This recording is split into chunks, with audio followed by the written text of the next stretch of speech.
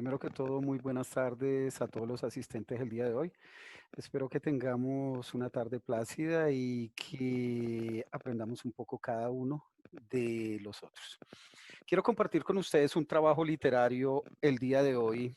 Me decían acerca de 10 minutos que vamos a leer acerca de un texto. Creo que vamos a trabajar cuentos, mitos y leyendas del Tolima. Y vamos a leer uno de los primeros trabajos literarios que escribí después de hacer un recorrido por las diferentes casas de cultura del departamento del Tolima, en donde me contaron acerca de cada uno de estos personajes y yo recreé la historia desde el punto de vista del nacimiento de cada uno de ellos. Por eso lo comienzo de la siguiente manera.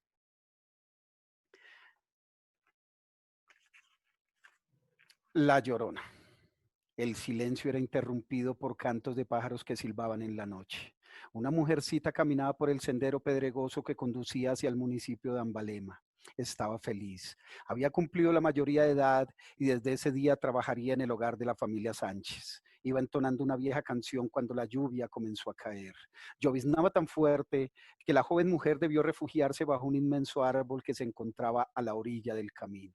Ahí permaneció durante algunos minutos. El aguacero cesó y cuando se disponía a continuar, un espantoso gato negro apareció en el lugar, muy cerca de ella. El animal tenía en el pecho una mancha blanca, orejas largas y puntiagudas, sus ojos color naranja encendido como bolas de fuego, dos colmillos largos y filosos, además de unas enormes e imponentes uñas que causaban horror. La muchacha retrocedió algunos pasos intentando alejarse del lugar, pero por alguna increíble razón quedó paralizada, incapaz de reaccionar. No hubo poder humano que la hiciera mover. En ese momento sintió que aquella aparición era una terrible premonición. El susto fue tan grande que lo único que pudo lanzar fue un grito de espanto que se escuchó por toda la región. Luego se desplomó.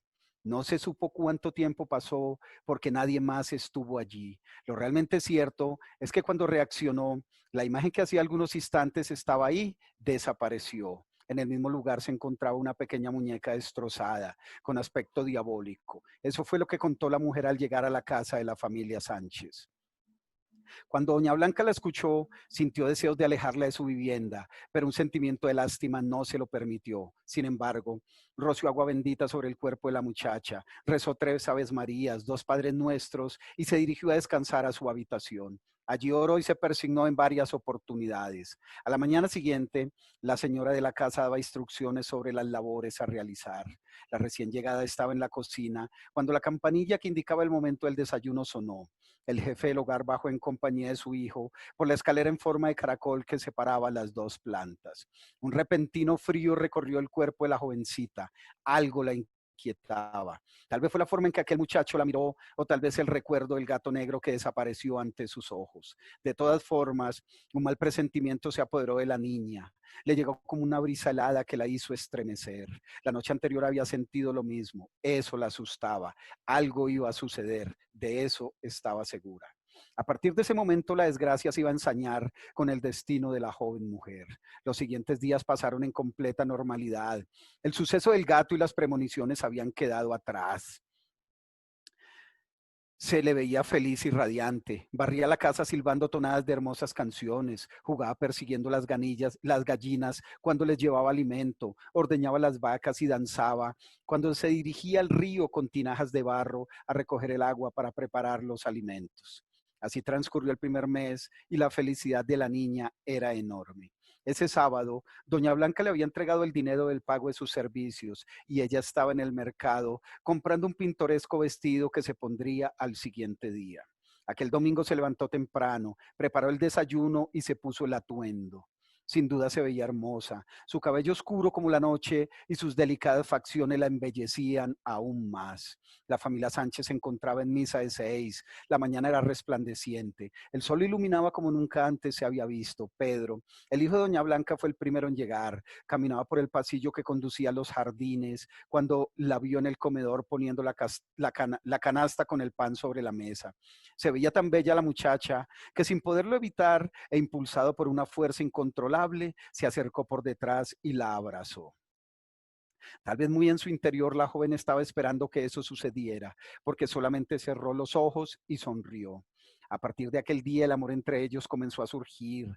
Cada mañana cuando la agraciada niña de cabello oscuro se dirigía al establo, se encontraba con Pedro que la observaba insistentemente. Y durante el resto del día las miradas iban y venían, los jardines florecían, las vacas daban más leche, las gallinas ponían huevos más grandes. En esos tiempos todo era felicidad. También, en las noches cuando el reloj marcaba las 11, el joven enamorado abandonaba su habitación y se dirigía con paso lento y cadencioso en medio de la oscuridad hacia el sitio donde descansaba la muchacha. Se adoraban de tal manera que a los pocos meses estaban pensando en casarse, comenzaron a organizar la boda, hablaron con el sacerdote y escogieron ese 29 de enero como la fecha de la ceremonia. Todo hubiera salido perfecto si no fuera por la envidia de uno de los amigos de Pedro, que una tarde en la que llovía torrencialmente llegó a la casa de los novios para contarle todo a doña Blanca.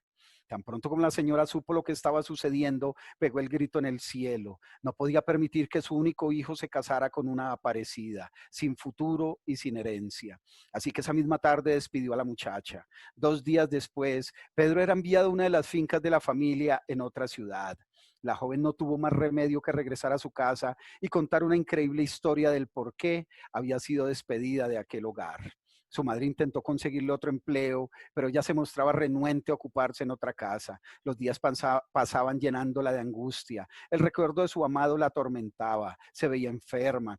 Las piernas le dolían y sentía una terrible opresión en el pecho que parecía que le fuera a dar un infarto. En las noches lloraba en silencio y la zozobra era permanente. Pero qué cruel fue el destino con aquella niña. Como si fuera poco, para aumentar su tragedia se dio cuenta que estaba esperando un hijo del hombre que acababa de perder y que amaba con toda su alma. En ese instante, el mundo se volvió oscuridad ante sus ojos. Para ella la vida ya no sería la misma. Pensó en ir a la casa de doña Blanca y contarle lo de su embarazo, pero entendió que no tenía el valor necesario para hacerlo. Además, estaba segura que los padres de Pedro no le creerían. Se sintió derrotada y un miedo terrible invadió su cuerpo y alma. Y como si la historia se estuviera repitiendo, vio a lo lejos pasar un gato negro con una mancha blanca en el pecho. Luego se desplomó. Los meses siguientes fueron una desdicha. Su abdomen crecía y ella trataba de ocultarlo de todas las formas posibles. Se ponía la ropa que más suelta le quedaba y se fajaba el vientre con una sábana. Sin embargo, cuenta la leyenda que como todo lo que va a suceder sucede, una noche en la que la joven se desamarraba el estómago, su madre entró apresurada en la habitación. Los ojos de aquella señora no podían dar crédito a lo que apreciaban. Cuán terrible fue el grito que pegó. Luego cayó como fulminada por un rayo.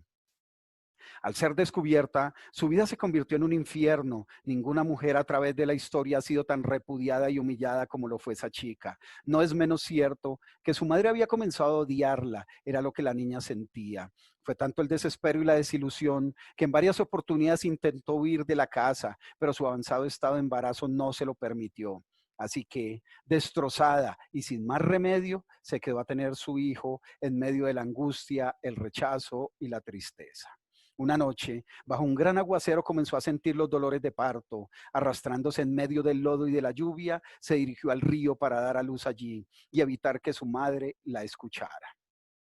Casi a la madrugada nació un hermoso niño que tan pronto como tuvo entre sus brazos, arrojó a la corriente. Al ver lo que había hecho, pegó un grito de dolor que quedó grabado en la memoria de los aldeanos durante mucho tiempo. Luego, dice la historia, se volvió loca. Inmediatamente después se lanzó al río detrás del niño, gritando y llorando. Muchos años después, aún se le ve deambulando por la ribera en busca de su hijo. Quienes la han escuchado relatan que sus alaridos son horrendos y pavorosos. Quienes la han visto cuentan que es una señora de facciones prominentes, cadavérica, cabellera desordenada y sucia, ojos rojizos y harapos al vestir. Dicen los campesinos que allá por el río, alejándose y acercándose, se escucha una voz lastimera. Es una voz de mujer que solloza. Camina en las noches por las márgenes del río tratando de alcanzar a su hijo. Desde entonces, muchos viajeros, cuando atraviesan el bosque, escuchan gritos quejumbrosos, desgarradores y terribles que paralizan la sangre.